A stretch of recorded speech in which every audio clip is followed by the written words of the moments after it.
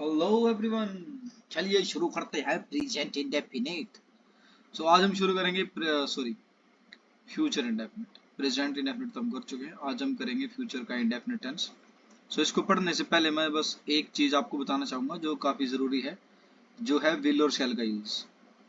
Will और शैल, ठीक है। तो ध्यान से सुनिएगा भगत जनों।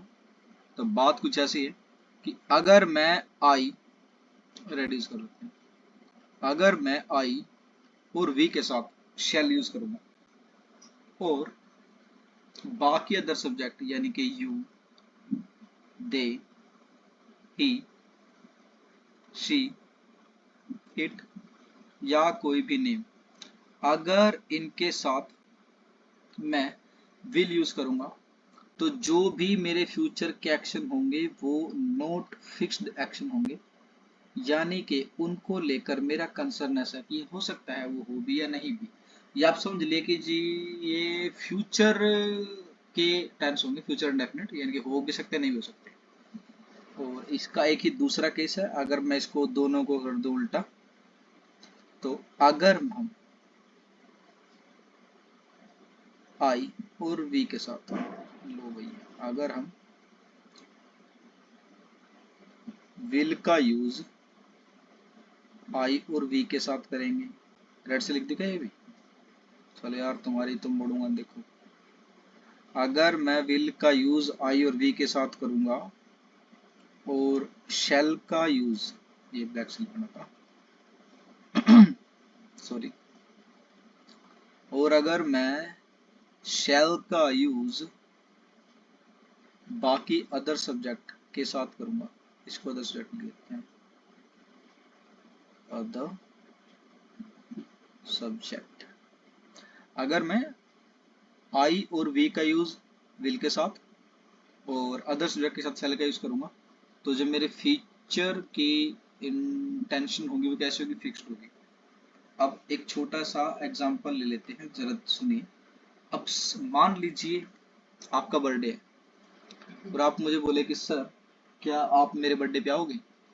तो देखिए ध्यान से सुनिएगा और समझिएगा। अगर मैंने तुम बोला आई शैल कम, आई शैल कम, या फिर मैंने बोला आई विल कम, अब इन दोनों का मतलब क्या है? जब मैं बोलता हूँ आई शैल कम, इसका मतलब हुआ कि हो सकता है मैं आऊं या फिर ना भी आऊं।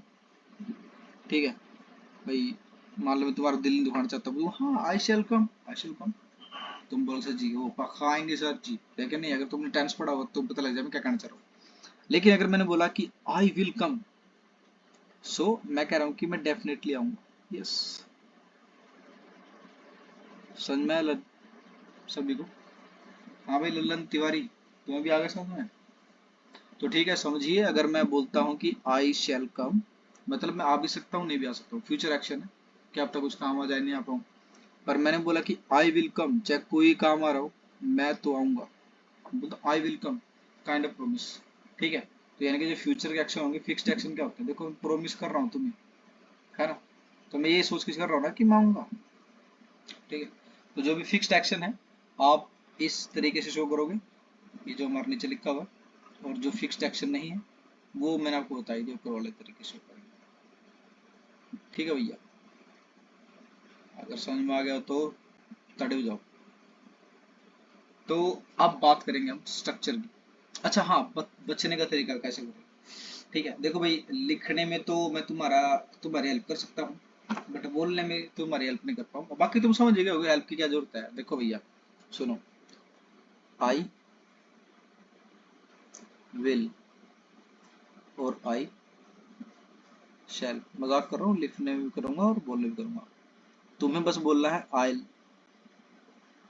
दोनों का आयल, समझ में आया तुम्हें? यानी कि विल का भी डबल एल लगेगा, शैल का भी डबल एल लगेगा, पर दोनों ऐसे होंगे, कोई चक्कर नहीं है। नया था नहीं?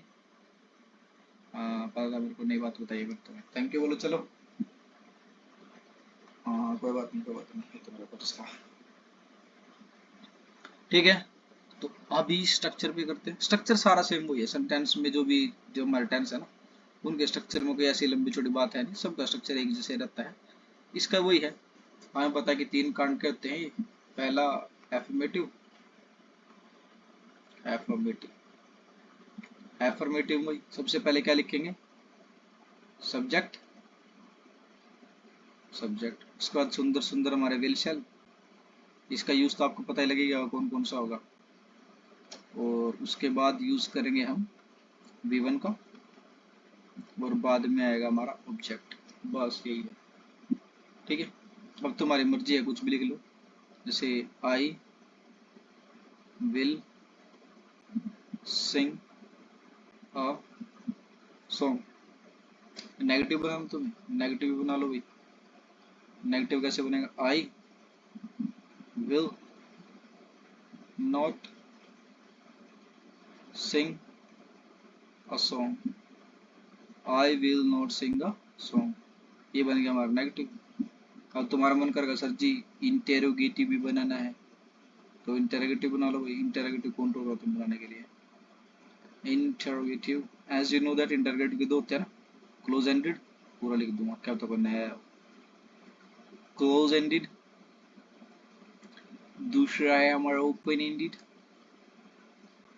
So what does it close ended, मतलब जिसका आंसर यस या नो में हो, है ना। जैसे विल आई सिंग, आई कहाँ गया, ये रहा, will I sing a song, ये हमारा इंटरोगेटिव है, क्या मैं गाना गाऊंगा, यस या नो, बताओ क्या गाऊंगा मैं, तुम कहोगे तो गा दूंगा, तुम अगर बोल लो बस कौन सा गाना गाना है। और ओपन एंड में क्या होगा, क्या होगा, what will I sing question mark. तो बोलो सर जी अ सॉन्ग क्यों नहीं लिखा, अ सॉन्ग इसलिए नहीं लिखे हैं लल्लन कि ये वट का आंसर है, किसका आंसर है, वट का। अब मैंने इसमें वट यूज किया है, अगर वट का आंसर दे ही दूंगा मैं तो पूछूंगा क्या, समझ रहे हो। हाँ, मैं इसका ये बना सकता हूँ अगर तुम चाहो तो, देखो तुम इतना ही मन कर रहा हो तुम्हारा, when will I sing a song, लो ठीक है, अ सॉन्ग भी लिख दिया मैंने। तो ये थी हमारी आज की कहानी भाई, फटाफट निपटा देखो ना। और भाई सुनो, खुशखबरी है मेरे लिए, 170 सब्सक्राइबर हो गए मेरे आज। तुम्हें से नहीं यार छोड़ो, मैं ये बोलने वाला था कि लाइक शेयर सब्सक्राइब कर दो, फिर मुझे वो याद आता है कि नहीं यार जिसको करना वो करेगा, जिसको नहीं करना वो नहीं करेगा। ठीक है भाई, समझ में आया, ठीक है, अगर नहीं समझ में आया तो कमेंट कर देना, बता देना क्या दिक्कत रही है, बता देंगे, समझा देंगे, कोई चक्कर नहीं। ठीक है दोस्तों, एक प्यारी सी बात और रहेगी आप सभी के लिए, वो प्यारी सी बात मैं करना चाहूँगा अभी। और वो प्यारी सी बात कुछ इस तरीके से है कि अगर आपने ये वीडियो पूरी देखी है तो थैंक यू, ठीक है, एक सुंदर सी स्माइली के साथ, ठीक है भैया, मिलते रहेंगे।